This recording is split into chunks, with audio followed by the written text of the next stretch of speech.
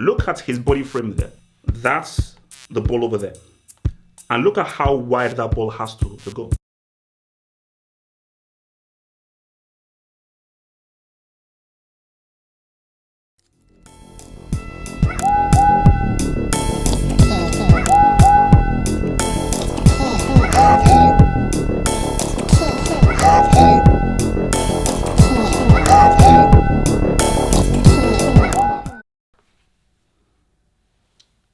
Yo.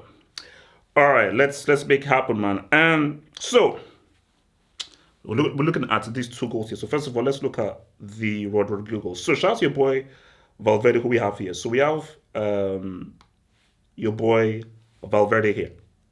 Now, he only has one option here, which is the pass to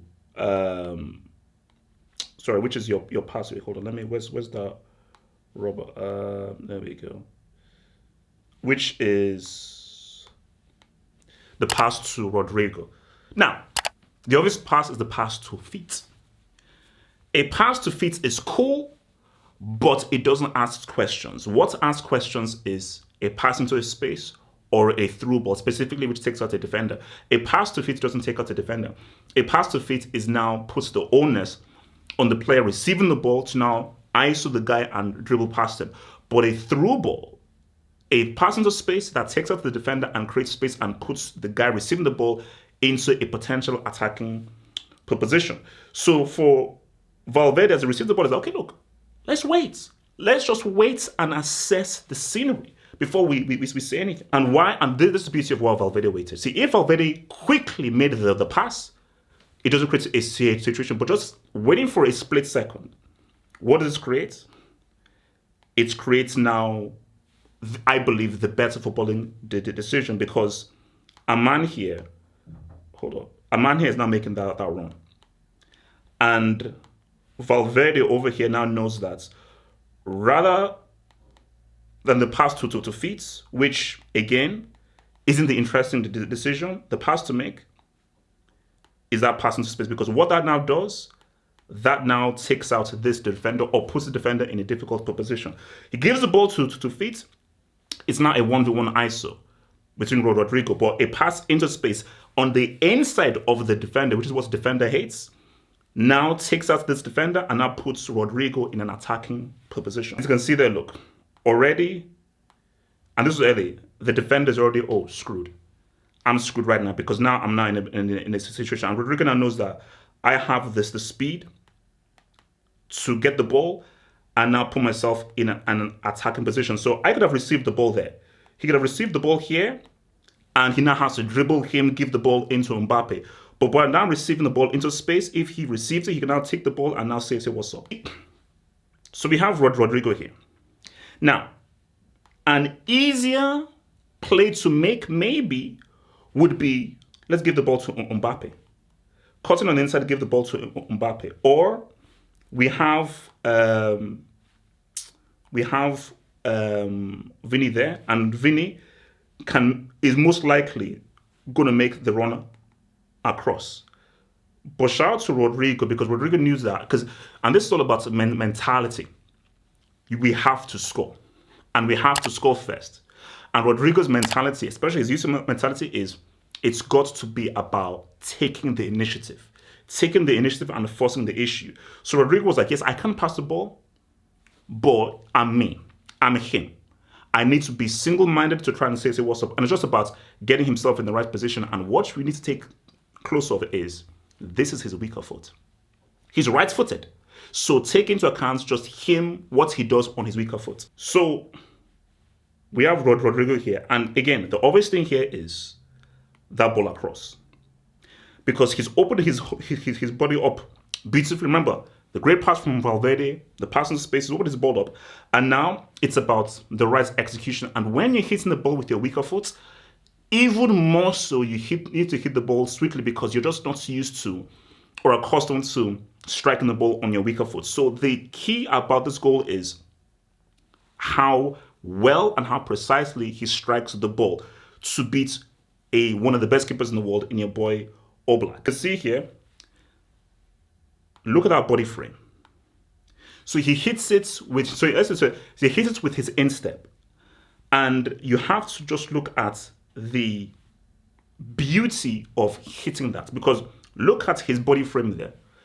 Insole of his foot, taking as much of the ball as possible, right precision, right body shape to ensure that that ball goes in and curves past your boy Oblak. So the key thing here, which is why I say Rodrigo is such a quality player, is just how well he strikes the ball and his precision of striking the ball. But you have to take into account this is his weaker foot. So when you hit him with your weaker foot, you have to just look at this image. Your body posture has to be perfect.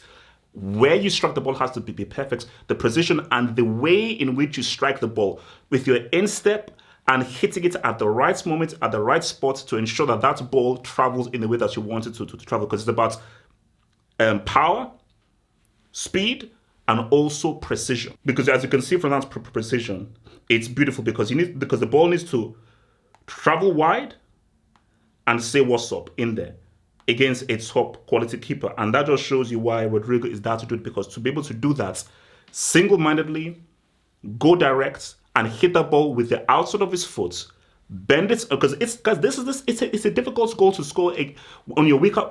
It's a difficult goal to score on your weaker foot against an excellent keeper, having to ensure that you hit the ball well, bend it around the Oblak wide enough to now see what's up and put it in there, which is why it's a superb goal by boy Rodrigo. But then we now go for another guy who one-upped it. So we have your boy here, Alvarez. So again, obviously, he said what's up to your boy Camavinga. This is not a goal scoring position at all. Because again, for Alvarez, he knows that, okay, so you've got an option here. I think you've got Julian Simeone here. But look at it, he's outnumbered. So Alvarez knows that there isn't a goal scoring option here. Because he knows that for sure he can't dribble through because you've got the numbers are against you. You can pass the ball, but passing the ball, what's that going to do? So Alvarez, he's got a bit of a decision to make. Now, in this position here, most guys would assume that, okay, that's the pass to make. May make that pass. But what do you notice about this image? Because just think about it, what do you notice about this image that helps Alvarez make a decision? Hold on, let me look at all that space. By that space that Madrid gave, not closing up that space, it's allowed Alvarez to make a decision. Because I'll be real with you, if at least one of these Madrid players was in this space, Alvarez passes the ball. But by giving that space, it gives Alvarez the option of like, you know what? If I can just for a split second, just enter this area, it's a difficult choice. But at least there's an attempt to go through. Now, if I was, as a bro, Courtois in goal, it is a crazy angle. The amount you need to swerve it, I wouldn't advise it. But this is why this is a very special player and this is a very special goal. Again, you would say that why leave so much space here, Real Madrid?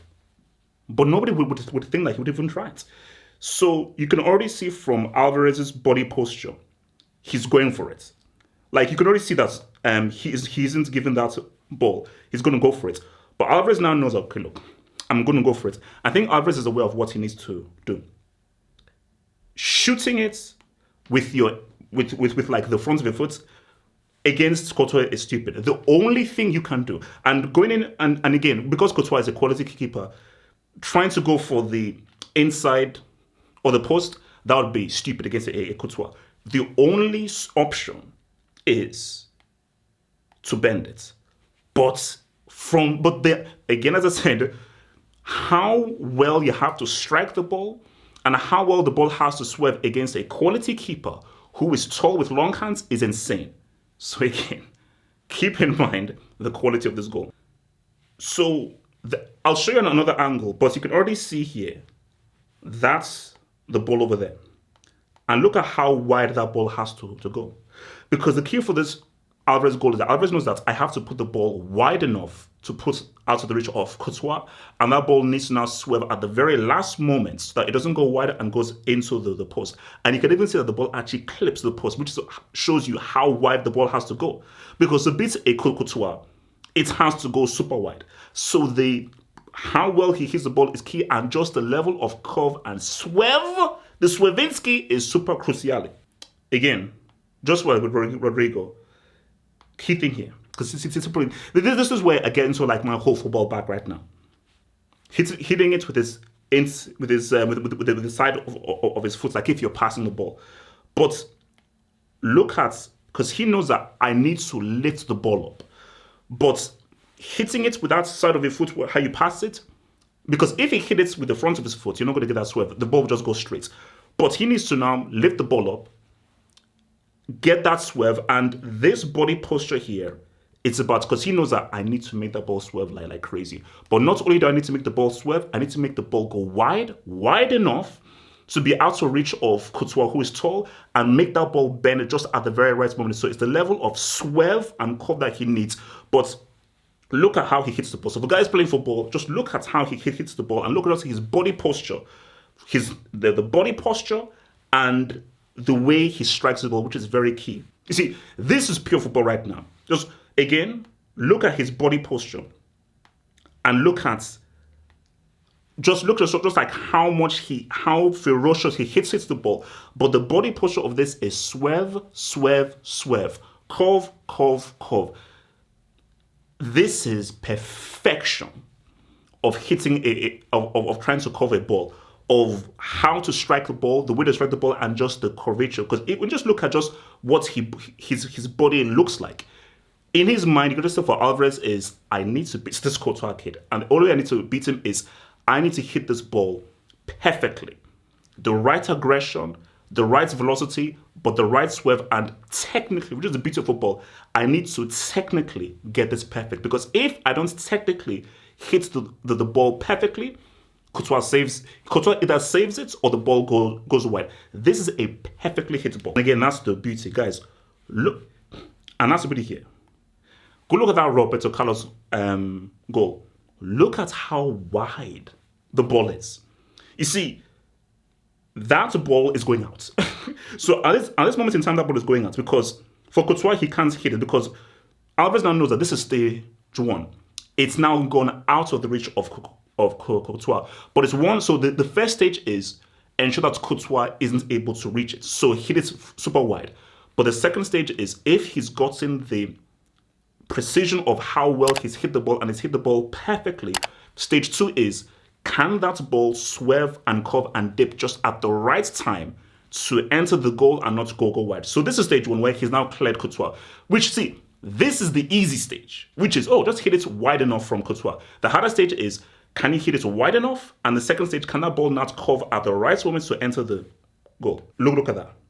Guys, that is just beautiful. Look at that.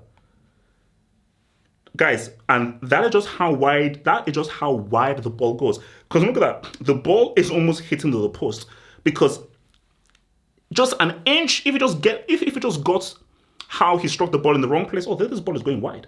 So look at how it had to go super wide, then curve at the right moment where it literally clips the bar and goes in. That is what you call an expertly executed goal, and an outstanding goal by a super outstanding talented player.